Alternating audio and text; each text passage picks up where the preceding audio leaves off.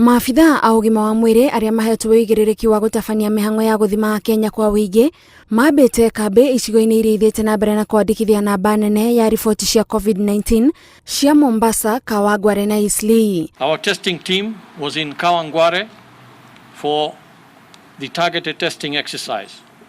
From that activity, we have confirmed 7 new cases.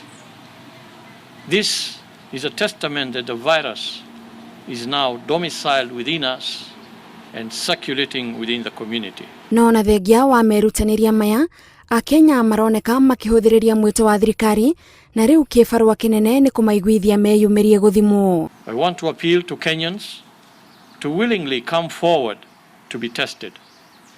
If we have to flatten the curve and reduce infections and minimize the risk of transmission, the Ministry of Health is encouraging Kenyans in the target areas to present themselves to the testing teams. Mwena wa Kawangware maafitha ugima wa mwiri matinahingia muoroto wao wa guthima andu 2,000 ihinda-ini ria thiku 2, ceceni ici ikiamukira andu 803 na ona mwena wa Eastleigh kuria kuri ithabu-ini riri gutironania utiganu. 494 in Eastleigh against a target of 3,000. I want to remind Kenyans that there are countries where people beg to be tested, yet their governments are unable to do so.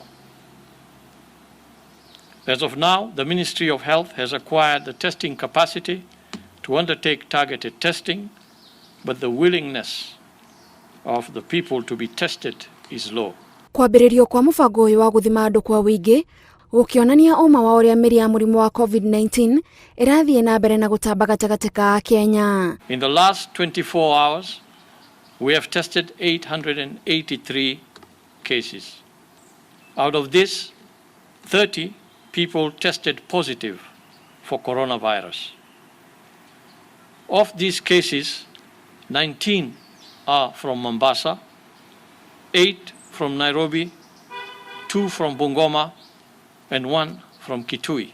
Mikawa na ruhonge rwa matatu makimurikwo ni kuregeria mawatho maria maigitwo kuona uria thiku irathie na mbere noguo andu maracokereria miturire yao ta mutugo. The government will assess and determine whether these measures can continue or need to be reviewed if need be.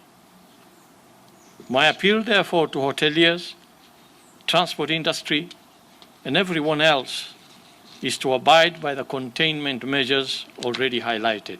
Andu angi 15 ni marekereirio thutha wa kuhona oriri kaunti ya Mombasa yoretwo ni andu angi eri kumana na murimu wa COVID-19.